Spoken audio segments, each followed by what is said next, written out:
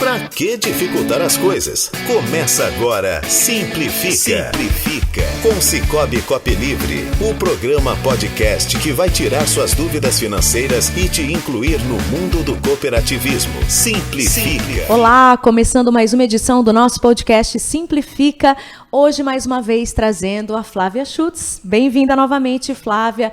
E mais um podcast de assunto super importante. Nós vamos trazer hoje o assunto da Previdência, que a Flávia já me adiantou que teremos que fazer 2 edições para tratar desse assunto, né, Flávia? Exatamente, porque além da Previdência Social, que é um ponto muito importante, que as pessoas, a maioria não tem nem ideia do que está acontecendo, a gente tem o ponto da Previdência Privada. Então, a gente vai acabar finalizando hoje com a Previdência Privada, mas vamos falar mais do aspecto da Previdência Social, que é o nosso INSS, como todo mundo conhece, mas eu também preciso focar depois em um assunto, que é a Previdência Privada, que é um assunto muito importante. Então, vamos dividir em 2 etapas. Sim, vamos então primeiro entender o contexto do nosso país, do Brasil, no que diz respeito à Previdência, à aposentadoria e tudo mais, não é?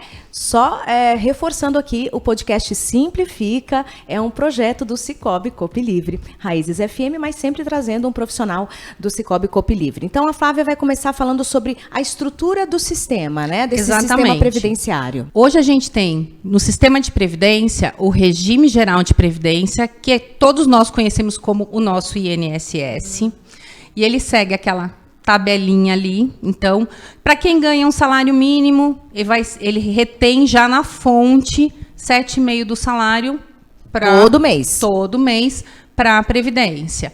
Quem ganha mais de 7.087,22, que seria o teto do INSS também, que é uma coisa que a gente escuta muito falar, a gente sempre tem o teto, sempre vai pagar os 14% do salário. Então vai aumentando, né? Vai aumentando, limitado ao teto do INSS. Então, isso é o tipo de contribuição e também é a tabela para a gente pensar numa aposentadoria. Se eu ganho um salário mínimo a vida inteira, eu vou me aposentar com salário mínimo. Se eu ganhar R$10.000, o máximo que eu vou conseguir me aposentar seria os 7.087,22, que é o teto do INSS. Entendi. Então, nesse caso, a pessoa que ganha mais, ela tem que pensar em como manter o padrão de vida dela lá na frente. Senão ela vai ter uma queda. Exatamente. Até quem ganha menos, Flávia, tem a questão também que parece que o aposentado não acompanha as perdas e tudo mais, não, né? É até isso que eu ia falar. E as pessoas, elas acabam achando, eu ganho 3.000. É abaixo do teto do INSS. Então, eu vou manter meu padrão de vida. Difícil você conseguir se aposentar com o mesmo valor que você tem na ativa, porque o INSS faz uma média de todos os seus salários. Então, você tem que ter a sorte de ter ganho um bom tempo aí para você conseguir manter o teu padrão nos 3.000. Se você conseguir se aposentar com os 3.000, o aumento dos aposentados não acompanha o aumento do salário mínimo. Normalmente, e já teve uma discrepância muito maior, hoje até é menor, mas o salário mínimo ele aumenta mais do que tem o aumento dos aposentados. Por exemplo, esse ano teve aumento do salário mínimo, mas não teve aumento para os aposentados. Então, está tendo um achatamento nesses valores. Vai corroendo. Exatamente. Então, você acaba não conseguindo. Eu tenho exemplos que eu já vi de pessoas que se aposentaram antigamente com 7 salários mínimos na época.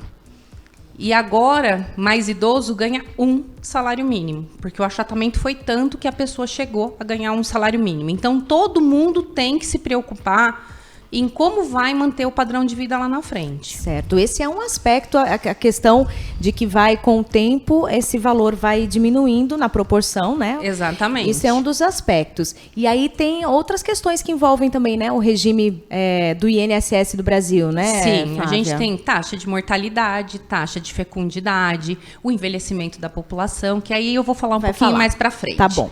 A gente tem os regimes próprios de previdência, que quando a gente vê isso, são os regimes que a gente chama os fundos de pensão. Então, são os regimes federais, do funcionalismo, dos militares, estão todos englobados, porque cada um deles tem sua característica, federal, estadual, municipal, se aposentam porque são funcionários públicos com o salário da ativa. Sim. Mas então tá dividido isso. Eles têm um regime próprio com determinações próprias? Sim, todos eles têm regras específicas. Sim. Então eles estão dentro do regime de previdência próprio de previdência. Certo. Então ele não é o nosso INSS. O regime geral. Exatamente. E a previdência complementar, que aí a gente entra na previdência privada, que a gente tem 2 tipos, a fechada e a aberta. Na fechada, a gente fala aí de planos que são feitos pela empresa para os funcionários, com benefícios específicos, mas ele é fechado para aquela corporação. Sim. Pode envolver cônjuges e filhos ou não. Podemos citar aí a Previ, que é a nossa maior previdência fechada do Brasil. Então, ela é só dos funcionários do Banco do Brasil. O Sicoob Copilivre, ele tem uma previdência para todos os cooperados.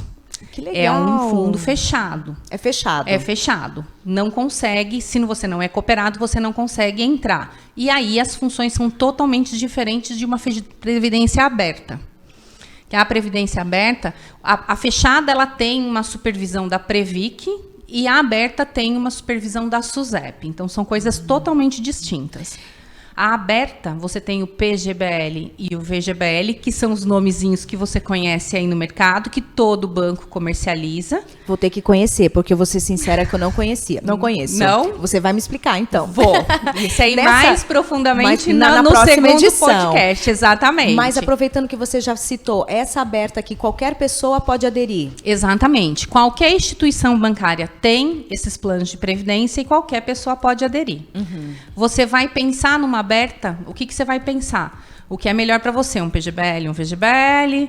Ou você vai pensar se você precisa de longo prazo, curto prazo, se é para um filho? Tudo tem, e outras coisas, taxas do mercado, rentabilidade. Então, por isso que eu vou acabar trazendo isso num outro ponto, que seria um pouco mais importante. Na próxima edição. E aí, qual a nossa grande preocupação com o nosso INSS? Que a grande maioria da população hoje vai acabar se aposentando por esse sistema. É que ela já vem de anos de déficit. Faz tempo que a gente ouve falar dessa crise, né? Sei. Ela foi um plano muito saudável. Só que aí começaram, como ela tinha um superávit, começaram a utilizar dinheiros da Previdência para outras funções. Mas podia fazer isso, será? Poder ou não poder, teoricamente não podia, mas como era superavitária, ela foi utilizada até para construção de estrada. Sim, colocou o dinheiro para circular. Exatamente. E agora a gente tem um rombo. Porque como que ela funciona? Ela tem todo o dinheiro que a gente paga, já descontado na nossa folha de pagamento, e a gente não tem escolha, vai para um bolão. E desse bolão não está sendo guardado para você. Esse bolão ele vai pagar para quem está aposentado hoje na ativa. E hoje o que a gente tem? Tudo que entra de quem está registrado no mercado nesse bolão e vai pagar os aposentados não tem o suficiente. Quem completa essa conta? Nós, todo mundo. Impostos. O governo complementa. Mas esse déficit ele vem aumentando.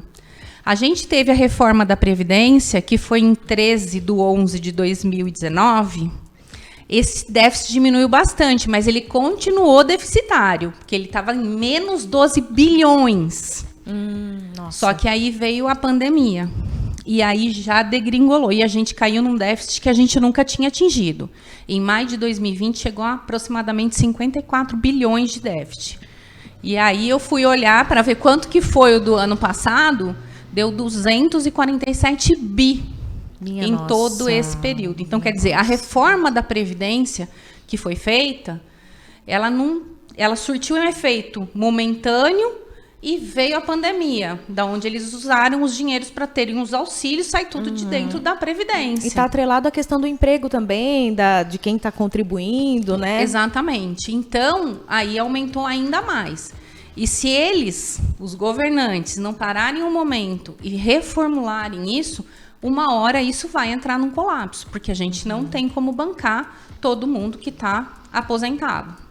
E quando a gente analisa todas as as áreas. Se você pegar o INSS, ele tem um rombo muito grande. Se você pegar os militares, eles também têm. As despesas dele também são superiores ao que você tem de recebimento. Se você pegar o funcionalismo público, também acontece. Então, você não tem nada saudável. O rombo só aumenta conforme. E a gente tem um público de federal, municipal, muito inchado. Então, é muita gente que vai se aposentar com o salário na íntegra, que também contribui para isso. O maior rombo, sem dúvida nenhuma, é o INSS. Porque se tiver um colapso, é nele que vai estourar. É nele que vai estourar, porque esses regimes próprios de previdência talvez tenham um déficit, mas é menor, Exatamente. Né? A gente tem um déficit aí, por exemplo, do INSS, pegando 2018. O INSS estava com 95. Aí os servidores deu 195 bilhões. E no total deu 290. Então, era muito na época, você somando os dois. Sim. Os militares também têm um déficit aí, você pegar de quase 90 e poucos 95 bilhões também. Então, é tudo deficitário. Tudo você tem mais despesa do que você está arrecadando. Então, se não tiver uma melhora, isso só tende a piorar. Flávia, e um outro aspecto que também influencia em toda essa questão é a expectativa de vida. Sim, tem vários pontos que vão influenciar aí. Se a gente pegar, a primeira é a expectativa de vida. Se a gente pegar as pessoas antigas, quando você falava que tinha 40 anos, ela já era uma pessoa mais velha. Hoje em dia, uma pessoa de 40 anos está na flor da idade. Os 40 são os novos 30. Até mais. Eu falo que às vezes 50, aparece no Facebook aquele negócio de um jornal antigo, aqui de Capivari, escrevendo que um caminhão invadiu uma casa e matou uma idosa de 45 anos. Meu Deus do céu, que loucura, né? Exatamente. Isso é outro dia, não faz tanto tempo, não. Está sendo realmente algo... A expectativa de vida ela vem aumentando constantemente. Então, a gente tem hoje, para 2022, a expectativa de aproximadamente 73 anos para o homem e 80 para a mulher. A mulher vive mais. Então, em todos os estudos, seja de mortalidade, de fecundidade, tudo, a mulher ela tem um pouquinho mais acima do homem. Então, que a gente vai acabar, em algum momento, sendo prejudicada na Previdência, porque a gente vive mais. Sim. E tudo que usa expectativa de vida acaba influenciando. No cálculo, isso vai ser levado em conta, Exatamente. Né? Aí, se você pegar, eles têm uma projeção, e todo mundo pode ver, se tiver curiosidade, no site do IBGE, eles têm a expectativa para 2060. A expectativa do homem passa a ser 80 anos e da mulher já passa a ser 84. Uau! Então, quer dizer, cada vez mais a pessoa está envelhecendo. E se ela está envelhecendo, ela vai receber essa aposentadoria do INSS por mais tempo. Então, esse déficit vai ficar muito maior. E pense, é um dinheiro muito necessário. Exatamente. Quanto mais se envelhece, mais quando você envelhece. Porque seu plano de saúde fica mais caro, você começa a ter necessidade de remédios, você já não tem os filhos dentro de casa, os filhos têm a família, já não conseguem, muitas famílias não conseguem ajudar os pais. Então, você tem toda uma gama que vem atrás disso. É a hora que você mais precisa e é a hora que você fica despreparado. Fica descoberto. E aí, o que também influencia muito? A expectativa de vida ao nascer. Por quê? Porque antes se morria muito na hora. E isso daí também, ela não é uma curva tão acentuada, mas ela vem... Ela está crescendo. Exatamente, ela vem aumentando. A taxa de natalidade e a taxa de mortalidade. Aqui falando, né, que a taxa de mortalidade, ela está aumentando, por quê? Ela está... aqui a gente fala de expectativa de vida. As pessoas estão vivendo mais. E a taxa de natalidade, estão nascendo menos bebês. As pessoas estão tendo menos filhos. Então, a sociedade está envelhecendo. Envelhecendo. E ela já vem nesse processo há muito tempo. Então, quando a gente olha uma pirâmide que eu vou passar depois, você vai ver que ela tende a cada vez mais envelhecer. Ó, a taxa de mortalidade infantil de 2010 a 2060, ela é uma parábola. Ela vem caindo com o tempo. Por quê? Porque antigamente você tinha menos estrutura nos hospitais. Hoje as crianças vivem mais. Isso é ótimo. Maravilhoso. Né? Só porém, que para aposentadoria representa todo um quadro. Exatamente. Aí, né? Aqui falando da pirâmide etária. Então, se você pegar em 2010, essa aqui era a pirâmide. Eu coloquei Brasil e o estado de São Paulo. Então, Brasil representado aqui, estado de São Paulo aqui. No site do IBGE, você consegue ver de todos os estados, comparativo Brasil e o estado. Mas qual é qual aí, Flávia? O azul e Brasil é o laranja, São Paulo é o azul. Sim. Então, a gente consegue ver que até é bem proporcional dentro do que é o Brasil, o estado. Mas tem muitos estados que eu tive a curiosidade de entrar e olhar, é muito diferente. Só que você vê que ela é bem bauladinha aqui. Então, você tinha muitos nascimentos e aí a população ia envelhecendo e morrendo. Em 2022, esse bauladinho já passou para o meio da pirâmide. Então, já diminuiu a natalidade. Essa meia-idade aqui aumentou, né? Exatamente. A meia-idade, que é onde a gente se encontra, está aqui onde está, mas esse povo aqui vai envelhecer e esse aqui não vai estar, não tem mais um bauladinho aqui. Não vai acompanhar, vai faltar gente nessa parte aí. E ali é a expectativa para 2060. Nossa, então ela já muda completamente. Muito. Ela tem uma população velha maior do que está nascendo e da população que está nativa aqui. E se a gente está aqui, essa população que está nativa hoje não consegue pagar esses que estão aposentados, o que vai acontecer ali? Minha nossa. Se não houver nenhuma reforma, nenhuma mudança, isso daqui vai colapsar. Sim. Se nesse 2022, em 2021, a gente teve 247 bi de déficit, você imagina o que vai acontecer em 2060. Então, as pessoas têm que começar a parar para pensar que isso daqui não vai sustentar elas. Elas têm que começar a parar para pensar em como elas vão sobreviver lá na frente. Porque muitas das pessoas hoje não têm filhos, que é o meu caso. Quem vai me sustentar lá na frente se eu não tiver uma reserva minha? É que filho, eu falo, filho não tem obrigação nenhuma de sustentar os pais. A gente, lógico, que faz do coração e ajuda. Mas as pessoas têm que começar a pensar, porque vai chegar uma hora que o governo não vai ter condições de manter se não houver uma reforma. E toda vez que tem uma reforma, é um bafafá e muda só uma coisinha, porque as pessoas não querem prejudicar não mexe no meu. Não mexe no meu. Não se mexe no funcionalismo público. É compreensível. Não se mexe nos militares. Mas E aí vem mexer na gente que tá do INSS. Então, é realmente a gente que tem que parar para pensar. Sim. Não dá para esperar. Não dá para esperar. Você tem que pensar. Do Estado. E aí que entra a previdência privada. Porque aí você vai conseguir, ela é uma das maneiras de você conseguir fazer uma previdência sua particular com o dinheiro sendo seu. Porque hoje o que você é obrigado a pagar para o INSS não é seu. Não tem garantia, nenhuma ali. Não está no teu nome, num contrato escrito do teu nome. Não, ele está entrando lá e está pagando quem está aposentado. Quando você faz uma previdência privada, o seu dinheiro está entrando lá, está no teu nome, o dinheiro é seu. Você faz o que você quer, você aplica onde você quer. A gente hoje tem duas, né? Como eu já falei, a aberta e a fechada. As fechadas, elas estão um pouquinho mais escassas no mercado, porque ela realmente gera um pouquinho de cuidados para a empresa que faz, porque é ela que administra, é ela que escolhe onde vai ser aplicado. Uma dúvida que eu tenho, por favor, Flávia. No caso dessa fechada, da empresa criar esse regime para os seus funcionários, a empresa paga uma parte ou o funcionário paga, a empresa paga? De onde vem? Nas duas, você tem planos que a gente chama de instituidores. Que a empresa entra com a contrapartida e o funcionário complementa ou com a mesma percentual ou com o mesmo valor. Nos dois tipos você vai ter isso. Tá. Na fechada, você também tem a fechada, só com a contribuição do participante. A do Cicobi Copilivre funciona assim, a do Cicobi. O cooperado contribui, faz parte do grupo, é administrado pelo Cicobi, tem taxas diferentes, ela tem é um contrato todo desenhado pela própria empresa. Existe algum órgão que regulamente isso para dar segurança para quem adere? Existe a Previc.